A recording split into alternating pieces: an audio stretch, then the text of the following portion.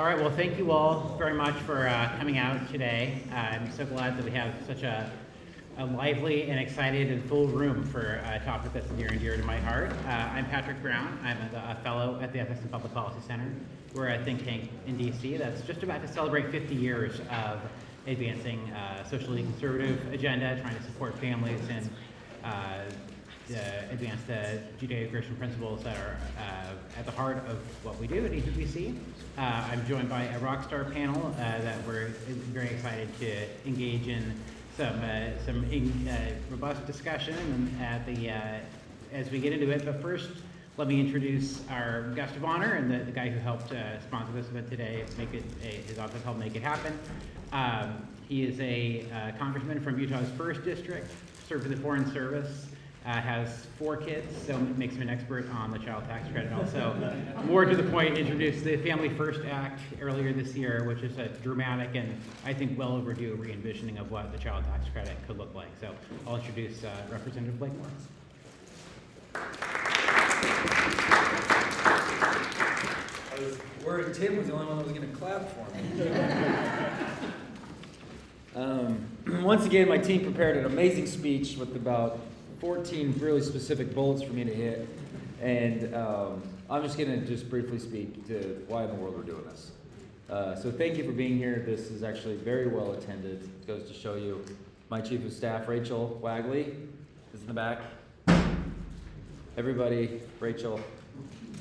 There's her issues become my issues, and I actually want my team to know, like, a lot of things I care about, but when my team has something that hits them as hard as something like this does, we'll do whatever we can to make sure this sees the light of day. And when it comes from Rachel, you know it's sincere, you know it's authentic, this is it. I had a little bit of an outburst maybe last week in a meeting where in the speaker's office there's a round table of people on budget committee, on ways and means committee, and leadership. I actually find myself on all 3 of those things right now in a very, very unique time, given the fact that we have a reconciliation option. And we were talking about all of the priorities that President Trump had put out when he was on the campaign trail. From tax on tips, to no tax on overtime, to no tax on car loans, apparently.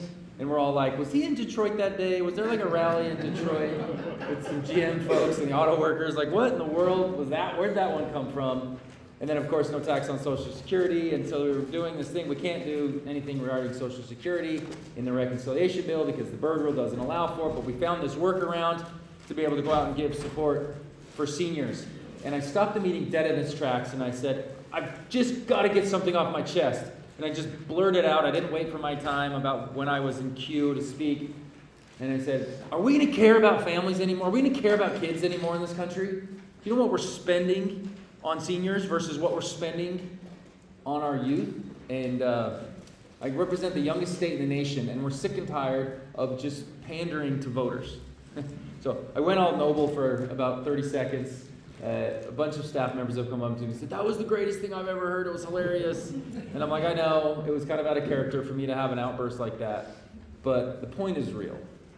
Like, if we don't want to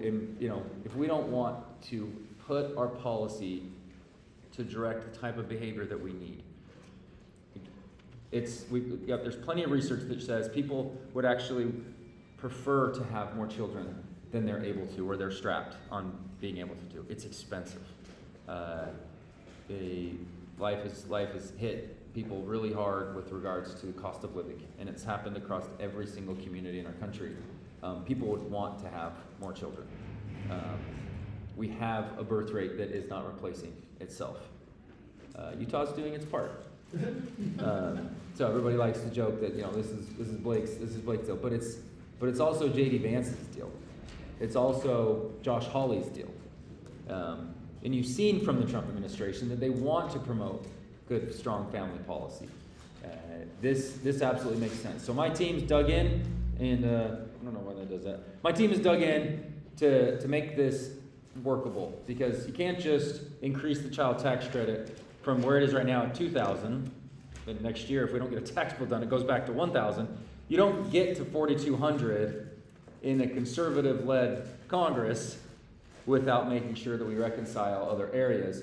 And that's not easy work to do back here. But given the nature that we've approached with this, on looking at EITC and be like, what is EITC morphed into? It used to be about just, incentivizing work. Well, now it's actually covering whether you're not, depending on the size of family. Like, let's get rid of that. Let's make EITC focus on what it's supposed to, and let's make the child tax credit focus on families.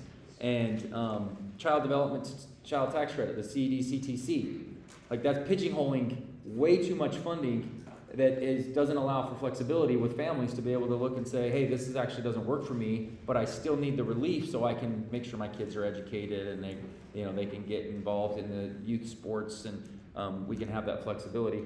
We've looked at that holistically, and we've made it work so it's budget positive. It could pass muster with regards to budget hawks.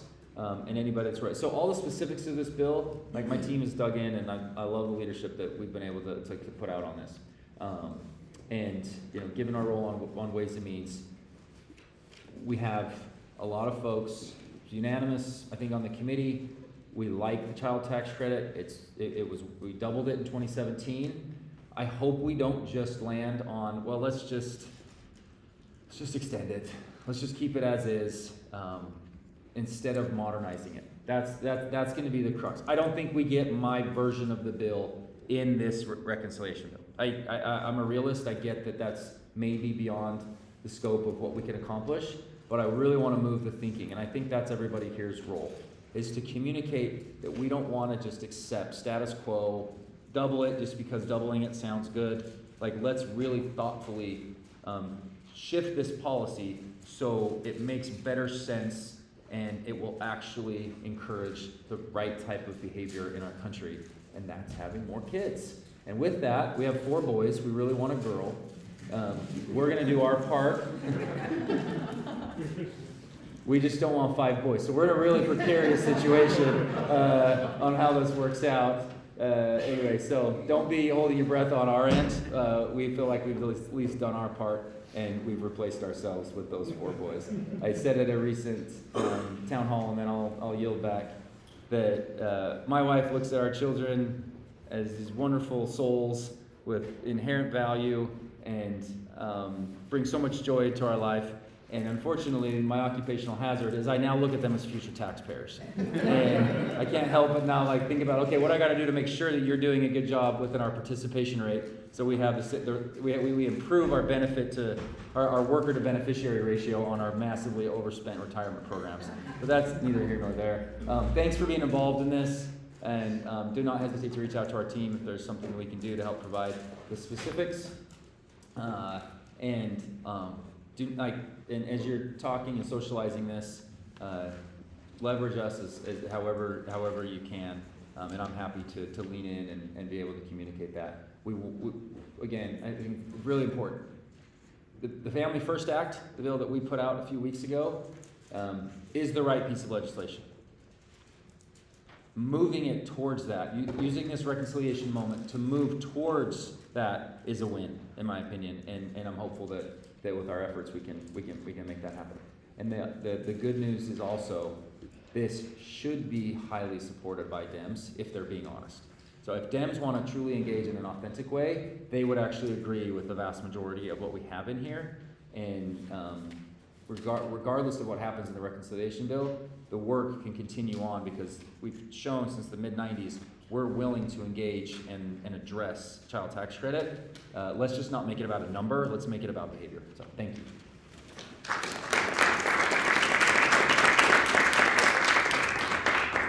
Well, I hope everybody enjoyed the Chick-fil-A, because I think that just about sums up what we were hoping to do here today. Thank you, Congressman. Those were excellent remarks situating where we're trying to focus on. I think based on the size of the room and wonkiness of the microphone, I think I'm just going to ask our panel to project, and I think we should be okay on that. But we'll pick up right where the Congressman left off in the context of reconciliation. I'm just going to go down the row here with a question for each of our panelists, so we can start the discussion. So I'll start with Ramesh right here to my right. Ramesh, you're obviously following the politics of reconciliation very closely. Congressman mentioned some, not even a full list of some of the ideas that were thrown out by Team Trump during the campaign, and we've seen some of their priorities over the last couple of weeks, what they're indicating on.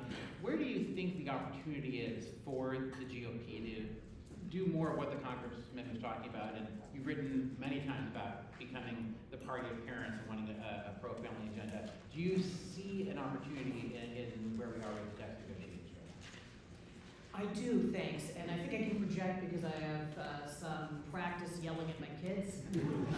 So I think all of us do, in fact, so we're not going to have any concerns on that front. I have very little practice yelling at your kids. You have a trouble with So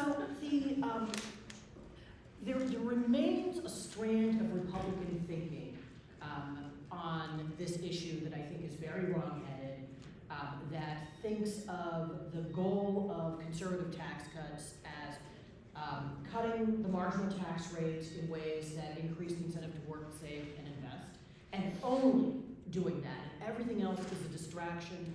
Any increase in the tax credit for kids is something that you could be plowing into another reduction in capital gains tax. This has been, and I say this as somebody who is entirely in favor of reducing tax rates on all kinds of margins, including the capital gains tax. But the fact is, and this is something that those Republicans with that mistaken mindset forget, every major pro-growth tax reform of the last 5 decades has included both pro-growth and pro-family elements. They have been balanced packages. If you go back to the Gingrich Republican Congress of 1997, actually it did exactly that. It balanced a capital gains tax cut with the introduction of the first child tax credit. George W. Bush, pro-growth tax cuts, pro-family tax cuts, going all the way up to the Tax Cut and Jobs Act of 2017. So sometimes you will hear conservatives talk about this as though it's some crazy departure from historical Republican and conservative economics. It is not. It is in keeping with the mainstream conservative tradition, and we need to insist that it's continue to be that tradition continues to be followed.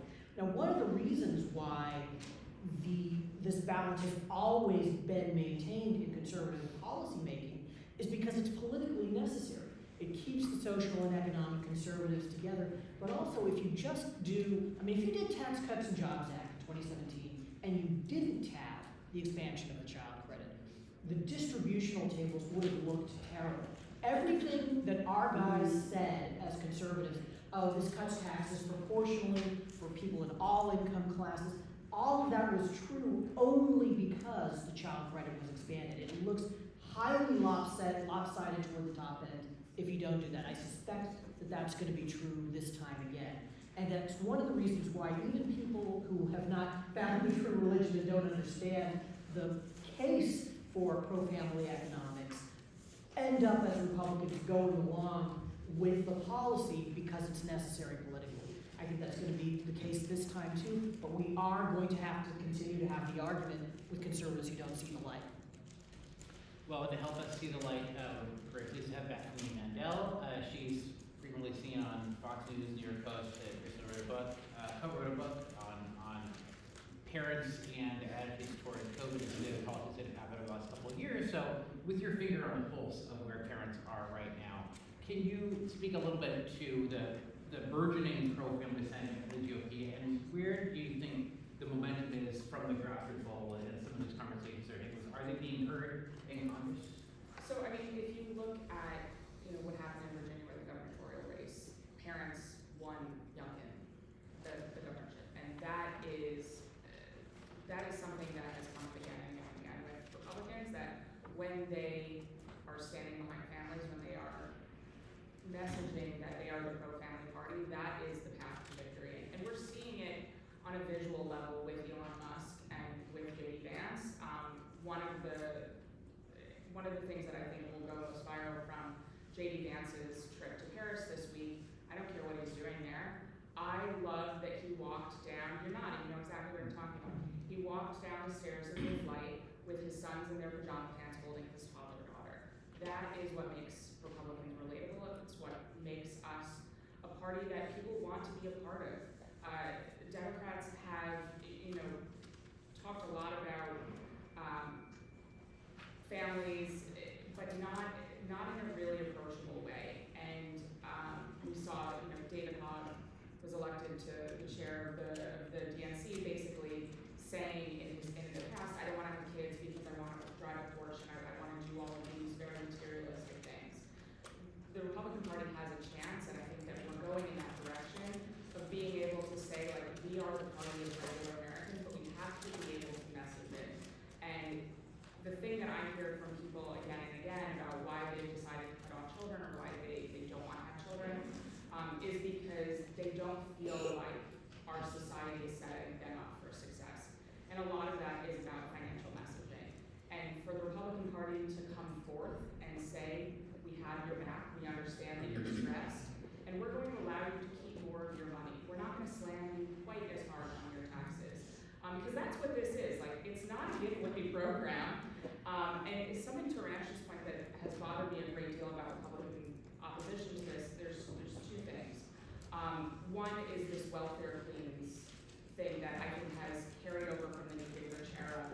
And I don't know anyone on planet Earth who is having a baby in 2025 because they think they're going to cash out. It's hard. I have 6 kids. It's not easy to be a parent. And I don't think it's based in reality that anyone would go into this with a financial cash out at the end of like, ooh, $3,000 more a year, and all I have to do is not sleep for a year. Like, I don't think that that's appealing. But the other thing that bothers me about Republican messaging on this front is the work requirements and this fixation on the work requirements. Because a lot of the times I'm seeing it from Republicans, and it's mind-boggling to me that both parents have to be working. And I'm a quasi-stay-at-home mother, and I have been since my eldest was born. And when I hear Republicans say that, what I hear is the sacrifices that you made to stay home with your children are not worthy. You're only worthy if you are in an office. And that to me is the worst messaging that Republicans have put forth over the course of the last 5 years. Having these conversations is completely delegitimizing the critical role that stay-at-home mothers play, and stay-at-home fathers play too, in their children's development and emotional development, all of those things. And continuing to push forth that messaging makes me, as a woman, and we're more emotional creatures, it makes me, it's true. No comment. It makes me shut down and say, like, that person does not understand my family and they don't care about my family. And so those are the two things that I would caution Republicans against, because I just think it's really bad messaging. Yeah, sometimes you'll see, it seems like every month or so, you'll see a piece about like the wasted potential of what our GDP could be if we just got our female labor force participation rate even higher. And it does sometimes lapse into that idea of, well, it's only true work if it's for pay and managing. I think between the panelists up here, we would have enough kids to populate an entire professional 11-on-11 soccer game. So that would be fun to see. But Tim, let's bring you in here. Ramesh talked a little bit about some of the libertarian brain that happens in conservative circles, where having a kid is a tax, is a consumption decision, just like buying a boat or getting a puppy dog or whatever you want to do. But there's a grain of truth to some of the critiques, and they'll say, well, look at Hungary or Poland or Sweden or Japan or South Korea, or go down the list. They've tried to boost birth rates by increasing family benefits, and it's been only marginally successful at best. Is there a case for expanding the child tax credit, or providing a baby bonus where you're getting an upfront payment at the time your baby's born? Something along those lines, where it's explicitly pro-family policy, even if it doesn't nudge our birth rates whatsoever. Is there a case for that? I think on multiple levels you can make the case. First, on birth rates, I've really studied this, and what I've come to believe is that the only way through kind of fiscal policy you can nudge birth rates up, I can see 2 possible ways. One is just give people money without conditions. But B, know that it's going to be really expensive, and it might only work in the short term. I think Hungary's lesson is that if people are already married, they're religiously minded, and it's budget that's keeping them from having kid number 3 or 4, that this money can help them. For a lot of other people, it just speeds up birth. It's a cultural problem to a large extent, but you can, there's a basic fairness argument for a child tax credit that's a little bigger than the one we have now, which is that if you, in my book and in a Wall Street Journal piece I wrote, there was this guy who used to play baseball with, and he and his buddies lived in the neighborhood of Montgomery County. My first neighbor was there. I was like, why do we live in this one boring place in the world? I was like, oh, we found this big house to rent. Like, we each get our own bedroom, and it's so much cheaper. And so this house of 5 dudes was living next door to a family of 5. And if they made $125,000 between the 5 of them, because they were like bartenders, Uber drivers, they would, without a child tax credit, have the same income as the house next to them and pay half as much taxes because of the standard deduction and the tax brackets and that sort of thing. So to simply create a $3,000 tax credit would be to more or less equalize the tax treatment. It's to acknowledge that children are people and not consumption. And I had a liberal actually. They're also future taxpayers. Well, I mean, they are future taxpayers and future workers, but also if my daughters decide to be future stay-at-home wives and not drive up the labor force participation, that's incredibly valuable in itself. And another thing I think, and so I just want to drive home that point as well. If Republicans became the party of, hey, we need more stay-at-home moms and dads too, I think that'd be a big winner. Because guess what? A sizable number of married mothers want to be stay-at-home moms. Not most of them, but a sizable number. Most Americans think America would be better off if there were more stay-at-home parents. About 1% of credentialed journalists in Washington, D.C. think America would be better off with stay-at-home parents. I think it would be countercultural in this environment, but it would be a winner, and not just in Utah, but it would be a winner. It'd be like, and I remember Blake Masters got attacked by a local Democratic Party for saying, it would be great if more families could afford to have a single breadwinner. If you say, more of you should stay at home, that's a loser. But if you say, you know, it should be easier. And that's why the child tax credit increase is better than the child dependent care credit, because that says, if you do 40 hours a week and formal daycare, you get a tax credit. I'd rather say, if you decide that mom's going to work less, or if you decide that the dad's going to take a job that's more flexible, or if you decide to build a granny flat. Though some people think, oh, I don't want a tax credit to enable my mother-in-law to move in next door to me. Most people actually do want their mother-in-law to live next door to them to help them.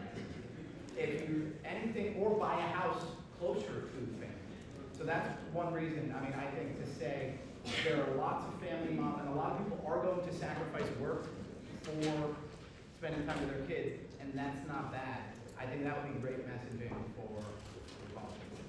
Carney, I don't want to put you on the spot, but in case there's anything you want to add to any of the conversation you had, or you said it, that's fine too. No, I think it's an interesting point. We just saw Harrison Butker, the kicker for the Chiefs, say exactly what you just said. And tried to get canceled, and I don't think it was successful. I don't think the canceling of him was successful for saying some of you in this audience that are graduating are going to want to stay on. He said it exactly like you did. There's nothing controversial. I do feel like there's a bit of a reckoning within our society that's like, whoa, we went a little woke. Let's pull that back a little bit, and didn't help their performance in the Super Bowl. I think yeah, 0 points. But but that was it's an interesting piece, and it's a good externality that comes from legislation like this. To get back to what I experienced as a kid, because my mom was a stay-at-home. She abhorred the fact that she went back to work once I was in 8th or 6th or 7th grade. There was a time when things got more expensive because we had older kids were starting to go to college, and she had the flexibility to go back to work. She personally hated it, and she always kind of quibbled with herself. And I'm like, Mom, relax. Like, I'm in school. You can be working. That's no problem. Just when I forget my mitts, just be able to go home and get it for me before the game day. Which happened frequently. She'll attest. But I feel like society is this is a part of, furthering that. It doesn't solve it. Cost of living is so much that, and you can also look, our dual income just making cost of living in general more, like that's for an economist outside this conversation to figure out, but if we can make it so that isn't, totally looked down upon, that's a good externality from this type of legislation. And the concern about work is, by some conservatives, the way I try to find a middle ground there is, if a large child tax credit drives down workforce participation, that might or might not be bad. It's good if it means dad then takes a 30-hour-week job so he can be home when school drops off, or mom becomes a stay-at-home mom, or vice versa. But the legitimate concern by our AI colleague Scott Winship is, if there's somebody being raised by a single mother, and the mother never works, the child is then raised without an example of a working parent. And this is basically the definition of intergenerational poverty. Now, on the other hand, if mom is working 70 hours to pay for everything, then the child is raised without a present parent, which is the definition of all sorts of. So once you're in that position of a single mom raising kids, there's no good solution. There's at least bad solution, and that's a complicated thing that policymakers have to work on. How do we take care of this family without providing bad incentives? But you have to don't let that worry about bad incentives for that, single mother guide all policymaking, including for married parents. I like the Congressman's language about externalities, because I think this is a concept from economics where if there's a social externality, it's being privately underprovided, but the benefits would be greater to society. So having kids, I think, is a perfect example of an externality. Parents bear the cost of having kids individually with the diapers and the child care and the school uniforms and all the rest, but generations down the road, and the Congressman's eyes light up, and they become job creators and entrepreneurs and all that, like taxpayers, all the rest, that is something that society really benefits from. And so I think there's a case, just on pure economic terms, before we even get into some of the more normative claims about the importance of family, to have something like the child tax credit. And when we talk about this, I'll just spend a minute here getting into the weeds before people's eyes glaze over. There's two dimensions on which we can talk about modernizing the CTC. One is improving or increasing the top line number, right? So right now it's $2,000 per child. That's scheduled to go down to $1,000 if Congress doesn't do anything, what the TCJA expires at the end of this year. If we had just indexed it for inflation back in 2017, that would be worth $2,500 today. So already that's starting to erode over time. And you could imagine increasing it up to $3,000 as in the Family First Act, or we've seen even higher numbers thrown out by other folks on Capitol Hill. We can dream big. But that's one dimension, right? But the other is what we do for families at or below the median income. And that's where we get, if you owe federal income tax liability, it's very easy. If you owe $5,000 and you have 2 kids, 2 times 2,000 is $4,000. And so you would subtract that, you only owe $1,000 in federal taxes. But if you only owe $1,000 or $2,000 in federal income tax to start with, what do we do with that difference? Right now, you get part of that back via a refundable check. That's what's known as the additional child tax credit, or the ACTC.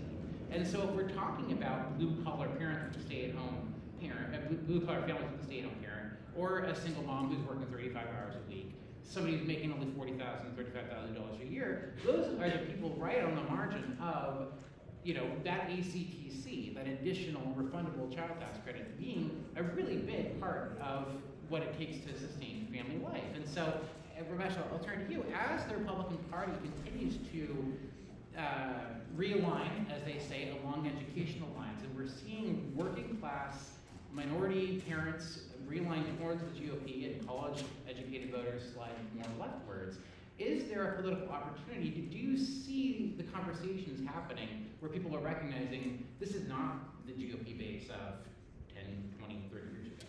And is there a rationale for focusing on this kind of stuff? Well, I think Einstein said that compound interest is the most powerful force in the universe, but I think actually inertia may be the most powerful force in the universe, and I don't think Republicans have quite caught up to the change in the, let's say, class composition and the family basis of the voting base. Sometimes we talk as though there's been this huge change in Republican policymaking, and it's much more pro-family and much less focused on the old priorities. But the fact is, it's not just that the child credit is worth less in real inflation-adjusted terms than it was in 2018. The pro-family provisions of the tax code are worth less than they were in 2005. I mean, we have seen a steady erosion. Well, I should say steady because it jumps up when you do things like the 2017 thing. But the overall trend, because of inflation and other changes in the tax code, like the abolition of the dependent exemption, has been downward. So we've got a smaller pro-family tax benefit than we used to have. The other thing you have, and there's this very odd thing that happens with conservatives, where all of a sudden, the main tax that most Americans pay, which is the payroll tax, not the income tax, just disappears entirely from the analysis. And so any tax credit you get in excess of your income tax liability, that's a handout, that's a giveaway. And even if you leave aside the question of the fact that, the country does need future taxpayers, future soldiers, future workers, it just ignores the fact that these families are paying payroll taxes. They're paying significant amounts of payroll tax. And not only that, they are paying this payroll tax for these old age programs. And think about what these old age programs involve. They mean you are no longer taken care of, as in 120 years ago, by the kids that you invested in raising. You're taken care of by everybody's kids, right? You are free riding on the financial sacrifices of other people to have had and raised children. That's another kind of externality that needs to be compensated for. It's a reason why you have studies that suggest that the expansion of these old age programs actually suppress childbearing because they reduce that incentive to have kids of your own.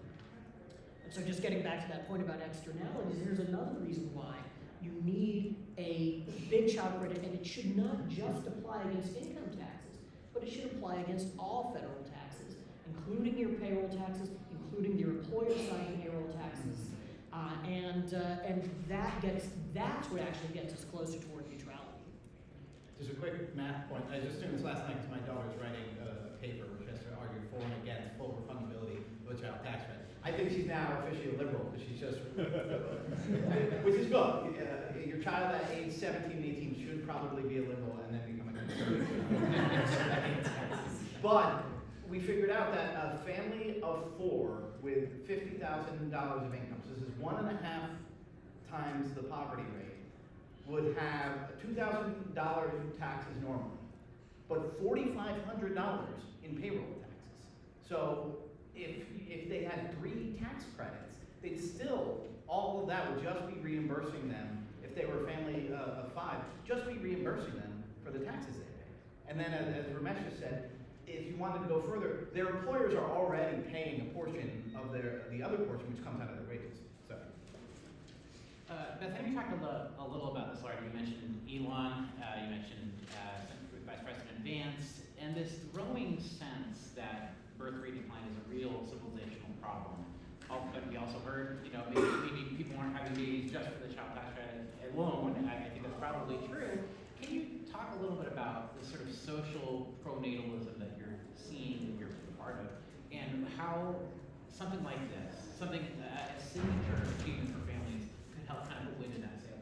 Yeah, so I mean, a lot of it is what I discussed earlier is I think the biggest crisis that we're facing as Western civilization is, and J.D. Vance talked about it in his speech at the March for Life, is that we've become an anti-life and anti-optimism society. That having children is the ultimate expression of optimism in our future, and pessimism has just completely taken root, especially on the left. If you go into a museum gallery, you're likely to see someone throwing like spaghetti sauce on a Monet or something because they think that the apocalypse is coming. We have an opportunity on the right to be the joyful warriors, to be the happy people who say, like, I'm excited for our future. And we're seeing that messaging a lot from Republicans. It was the cover of the New Yorker where it's like the MAGA, remember the angry MAGA, and it's like all these kids who are just smiling and happy. Like that is the become that party of optimism and hope. And that's what drove Barack Obama to the White House, was hope and change. We have to go up that. We have to become this party that, like, if you want a future that is joyful, then come with us. But at the same time, I feel like as a mother who's paying for eggs every week, you're using the financial burden of being an American and being anyone now, because eggs are expensive everywhere, but you're not then saying, like, we have a solution. There was a lot of complaining, justifiably, that led into the election, but now Republicans have to be the party of solutions. And this was a massive missed opportunity with Obamacare. They complained, but then when they got control of Congress, they did nothing, and they were punished for it. So let's go into this next 2 years where we have control over the executive branch, the legislative branch, and, like, I don't know, not the judicial, but whatever. We have control here. Make it count. Make it possible for Americans to think they can do this crazy thing of having 1 or 2 kids. And 1 or 2 kids is a gateway. Once you get to 1 or 2, like, I don't know, I can have the 3rd, I can have the 4th. And I saw It's called Stockholm Syndrome. I saw Lila Rose say,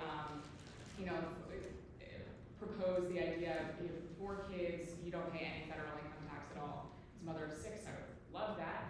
But I think a lot of the issue with our birth rate is getting people's feet in the door. And once you get a hit of that newborn baby smell, like, you want to keep going back more and more and more. And I think, 6, I think that is the key, is the messaging. At the end of the day, like, I'm not going to have a 4th or 5th baby because of, I actually might have done that. No income tax actually might have tipped my scales to having that 4th. But at the end of the day, people are not going to have babies for the financial benefits. And I think that's why we're seeing across the world when they are introducing financial incentives, they fall flat, because at the end you have to give people the hope and the want. And if Republicans step forward with that hope and positive messaging, I think it will inevitably come. And having people like J.D. Vance, having Ivanka Trump, who's gorgeous and talking about staying home with her kids, like, that is how we get this done, is the messaging. I'll just say this, I'm gonna step out, but in Utah, you get to 3, they still ask if you're gonna have 4. When you get to 4, they stop asking, but they're not surprised when you have 5. So there's a tipping point in Utah's culture. It's not based on anything other than societal, religious We'll go for that. background. It didn't have anything to do with this. Thank you all, I'm gonna step out and continue on. Thank you. I just want to know, one of the things that, when people look at these cross-national comparisons of pro-family, pro-natal policy, and whether they work, one of the things that I think you really have to correct for is what that society's pre-existing ideal family size is. We live in a country where survey after survey consistently suggests that most people want to have more kids than they ended up having. So we're not in a situation where we're trying to use the tax code or other levers of policy to bribe people into doing something that they don't want to do. We're trying to figure out if there are obstacles that are getting in the way of their doing what they do want and taking those obstacles out of the way for them. Tim, I'm going to come to you next, and then we'll open it up for questions here. But I'll just put a point on this discussion to say, if you're concerned about the decline in fertility, which I hope that you are, because you should be, the upstream cause of that is not people in marriages having fewer kids, it's fewer people getting married in the first place. And so in this context, I think it's important to remember that declining fertility rates are being driven primarily by declining marriage rates. And if there's ways we can be thinking, I think Getting married later. we're getting married later or not getting married at all, and especially among people without a college degree. And so I think that's probably beyond the scope of this Congress to do much about this year, but it's worth keeping the back of our minds to be thinking about it in the future. Tim, a thought on this question, politics done from culture does from politics? Yeah, so, I mean, first of all, the mayor's saying, so a work requirement is an opportunity to be pro-marriage, because I'm a single mother, I marry a guy with a job, and suddenly I get the work requirement. If it's a household. If it's a household work requirement. And so, now, if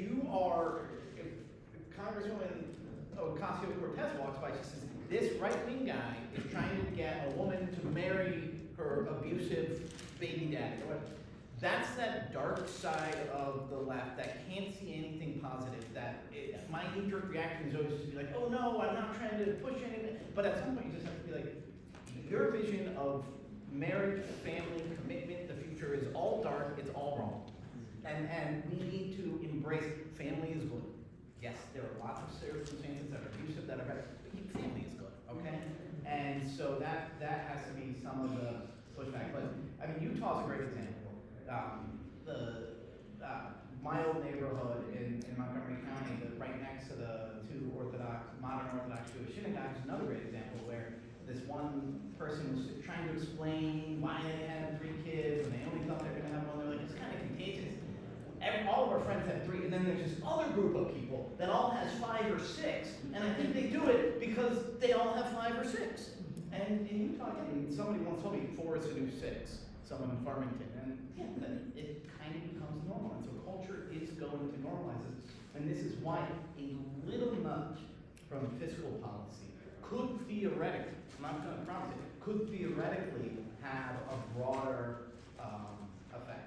And there's very little Congress can do to encourage marriage, but I think getting rid of all marriage penalties, and our colleague, I mentioned him earlier, Scott Winship has written about that, Lyman Stone has written about it, but if the work requirement and any refundability thing is a family work requirement that takes into account the husband, then that's definitely pro-marriage and thus, in the long run, pro-marriage. But final warning, that 2.7 that Gallup has as the ideal number of kids in a family, Americans say is 2.7. I think that will fall over time faster if we don't reverse the fertility decline today. That as families get smaller and marriage gets later, that becomes self-fulfilling. Yeah, and then that becomes very, very difficult problem. It becomes self-career. Well, we're almost running on time, which is kind of incredible. I'm going to open it up for questions We're now. all going to be snowed in, and we're just going to. That's my dream. I've got enough time. A whole day of talking about the child tax.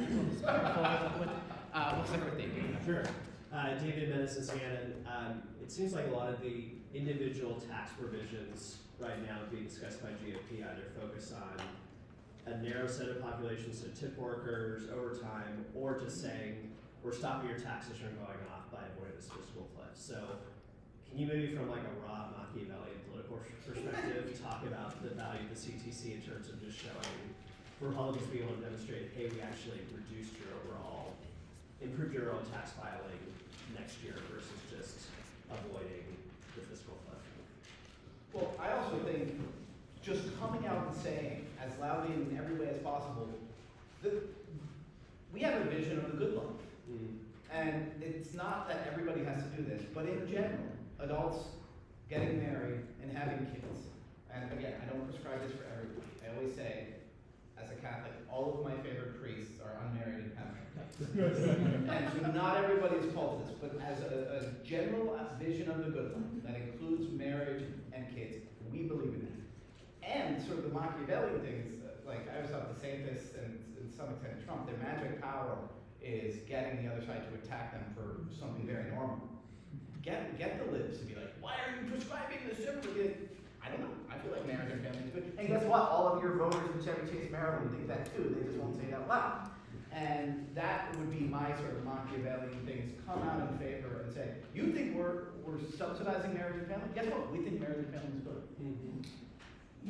Just more on the Machiavellian, it polls well. Yeah. The child credit polls better than most tax cuts, particularly if there is some sort of work requirement, although of course, how you design that is important policy-wise. It also, if you want to keep people from having a tax increase, you have to do it, right? There's just no way of making these numbers work. The reason you could say TCJA cut taxes for most people is primarily because of the child credit expansion. But then the other thing, and I think that we do need to make this point, is that we are losing ground every single day because of inflation. Yes. And we have not stopped tax increases. It's not a question of future tax increases. We've already had the tax increases on families because, again, over the last 20 years, families with kids have picked up more and more of the tax burden. I think also with suburban women, that is like the number one, target for everyone, right or left, and we tend to swing wildly one way or the other. And Roe was a scary moment, I think, for a lot of Republicans who were realistic, because it really endangered that voting bloc.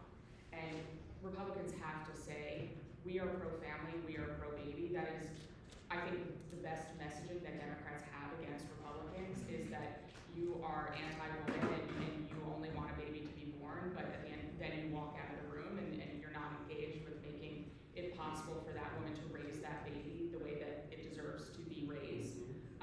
And this to me is the best messaging from a political perspective, but also just from a moral perspective. Like, no, we are the party of family, we are the party of babies. We think that they should be born, and then we want to make sure that babies are able to be supported.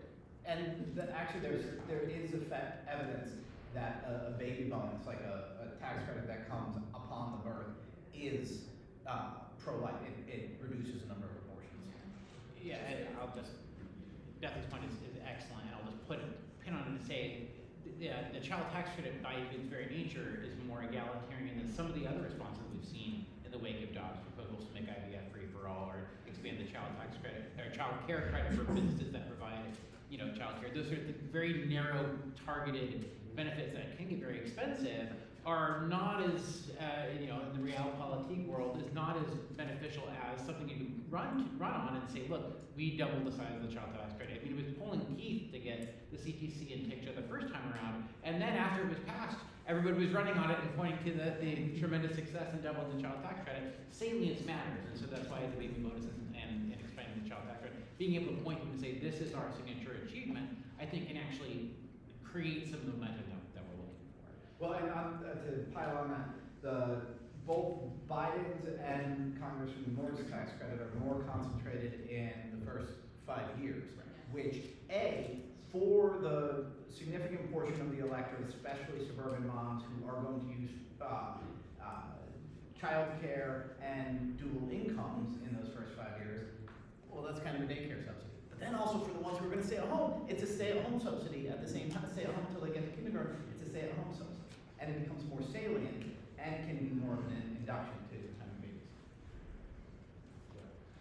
Matthew Henry, appreciate everyone being here and having this discussion. I lived a good life. I got married, dating, said, you're gonna work at home, that's gonna be a job, full-time job. I lived that entire life. 8 years later, we still didn't have a child. We were infertile. Paid tons and tons of money into our own monies into the system. My wife still wasn't working outside the home, so we had one income. And then finally, I remember coming down the stairs. We stopped everything because we couldn't afford it anymore, and we said, "Okay, what are we gonna do?" And so she said, "I think I'm pregnant." I said, "There's no way." She was pregnant. We had her. I went down the stairs of our home in South Carolina and just bawled because I was like, "There's no way." Had our first child. 2.5 years later, that my wife, she died of cancer. So I became a single dad, and in a picture of having a situation where I believed in a good life. I had a church, I had a job, I had a child now, 2.5-year-old to take care of. So I think the picture I get, the picture of the conservative of the family first, babies first, I love that. But in practicality, there has to be, I don't know whether you call it wraparound or what that has to be, there has to be everything considered. So it's about IVF, it's about infertility, it's about, I cried because I was like, this culture, this world that my son's coming into, he's 30 now and retired, that's another long story. So, and we homeschooled, by the way, so we homeschooled all of our kids. So we did that all on one person's income, and that was really, really tough. We had to sacrifice a lot of things. So there's a lot of programs. I love the payroll tax questions because, we paid all that tax and all that money's will hopefully someday come back. But what is that message as a whole package? I mean, you talk about Bethany, childcare, who's taking care of your 6 kids now? You talk about the IVF and all that. There's a package there. Going to package that really tightly for Ramesh. Can you talk a little bit about this idea and also just cost of living in general and how the pro-family message kind of fits into that? Well, yeah, I mean, I think that once you start thinking about, there was an economist who said once you start thinking about economic growth, it's hard to think of anything else. Once you start thinking about a pro-family set of policies, you see all kinds of places where So obviously I think the child tax credit is very important, but there's so many things that we could be doing. One thing that we could be doing that I think is pretty urgent is making it easier, that is to say, making it more legally possible to build houses around our country, which makes it possible for young people to decide, we could afford a house, maybe we should get married and start a family and begin this process. I do think that there are things we could do about childcare, particularly deregulating it in the places where it is highly regulated. Even things like, we think about occupational licensure, the fact that you have to get all this training to be certified by the government to be a cosmetologist, for example, or even in some jurisdictions in this country to be a fortune teller, which is really funny, like since it's a job you literally cannot be good at. But even that, that's the sort of thing where if we made it easier for people to do it, they might be able to envision themselves having this kind of family life. So I think really sort of across the range of policy areas, there are things that we can and should be doing once we start thinking in terms of what are these obstacles and how can we knock them down. I think also, as a conservative, I think at the end of the day, the government is not the best provider of these social support systems.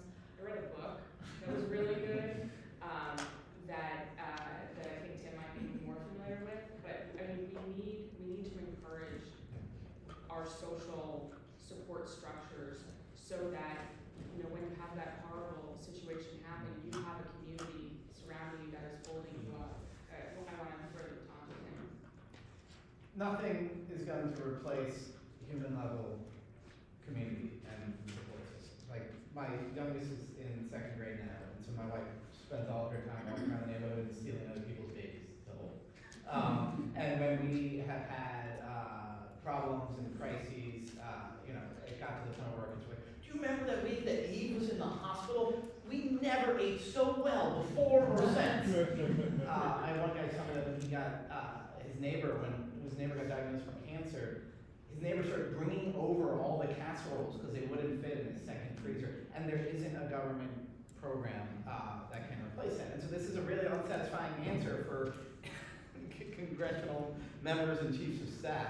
But again, that's why I think sort of the working around the edges is always going to be the thing, and that an image, a vision, rhetoric matters. The fact that there have been 3 commercials in the last year that have literally made me cry because they're about having babies be good makes me think this is where we need to pull the vibe shift towards is that, and not just get married and have kids, but hey, it's your duty to help other people who are engaged in this as well. We've got time for about 2 more questions. Yeah. Hey, my name's Anna Lilly. I work at Economic Security Project, and this is hitting home for me on a whole lot of levels. I'm a child of immigrants, and we had a daycare center in our house, so I came home from school and helped. I was lucky enough to have a kid, unfortunately with a deadbeat dad, so I had to get divorced. So I'm curious about 2 questions in terms of pro-family encouragement. One is, what's your stance on immigrant families? Both those with and without social security numbers, those who are working, filing with I-10s, because there's a big debate about that. And then second, head of household, because I do think perhaps you had to file with head of household. That's what I did too. I wanted to be married, but it didn't work out. So, love your stance on that. I'll just toss out a quick answer, and I think these are both really complicated aspects of the CTC. I do think we're going to see some action around them, for better or for worse. But on head of household specifically, I think there's ways that you can consolidate that in ways that, I like the Congressman's terminology of modernizing the CTC. If you increase the CTC a given amount, you can actually get rid of head of household, make that more streamlined, and hold almost all families harmless, except for maybe the most wealthy. I'll point you to our friends over the Niskanen Center who have done a paper that works out the budget math. But in general, having a more streamlined tax code and getting rid of CDC, TC, head of households, and these other things is actually, again, you have to pay for it by increasing the child tax credit. That's necessary. But just increasing the child tax credit isn't also sufficient for making it more pro-family. Having a more streamlined tax code lessens some of the mental load and administrative burden and some of the just errors that kind of trip people up when they're filing taxes. So I'd love to see us shift in that direction. I think that's a pretty big swing for this time around. I'm not sure, unlike 2017 when there was a lot lot of appetite for really big systemic reform of the tax code. I don't sense that there's that same energy this time around, but I would like to see that conversation continue. Because you mentioned immigration, I'm gonna throw out an idea that might be really politically unpopular, and it's one reason why I don't run for office.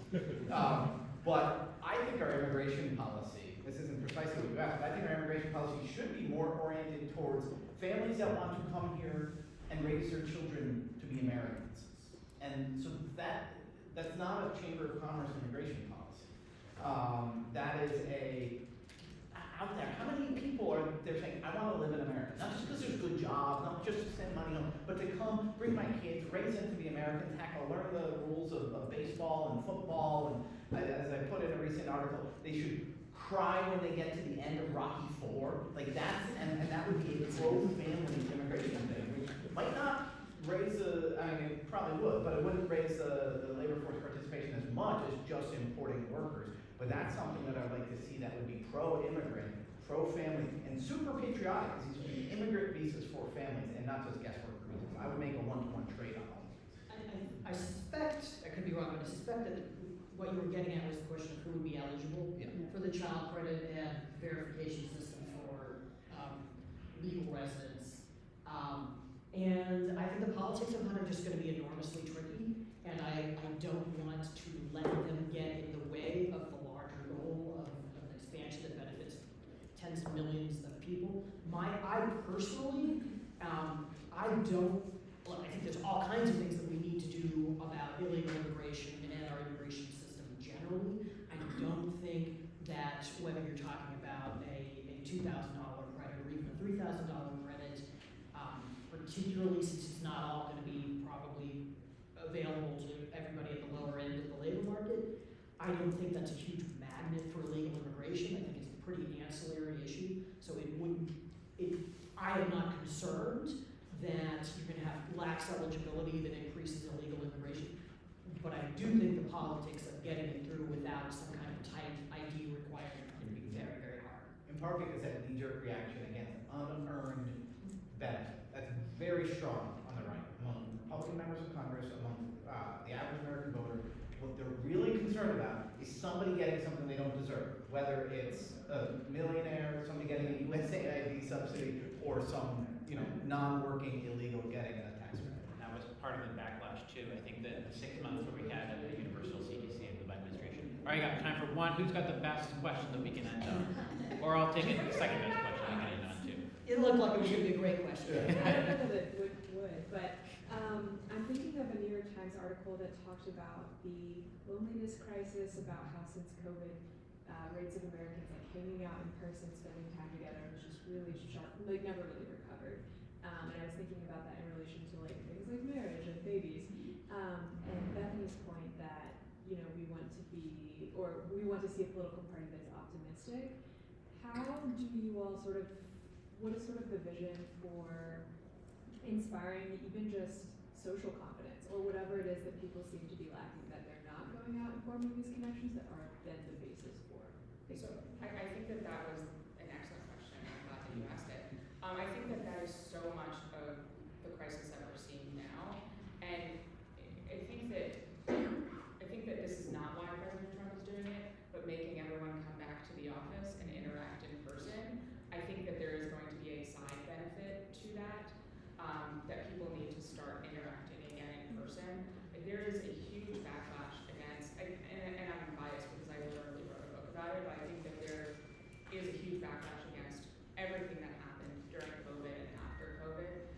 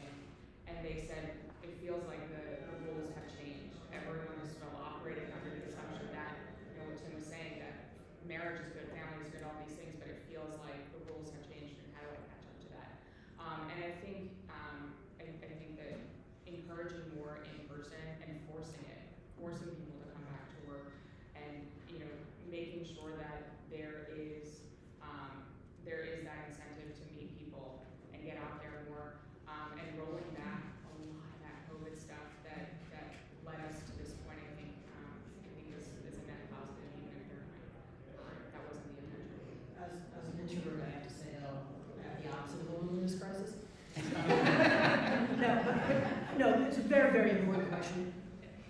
You're talking about it among younger people, but think about it among older people. And that is a problem that is going to be made so much worse by falling birth rates. You're going to have so many more people now who are not going to have grandkids. Sometimes people have to talk about, well, the research shows that parents aren't actually happier.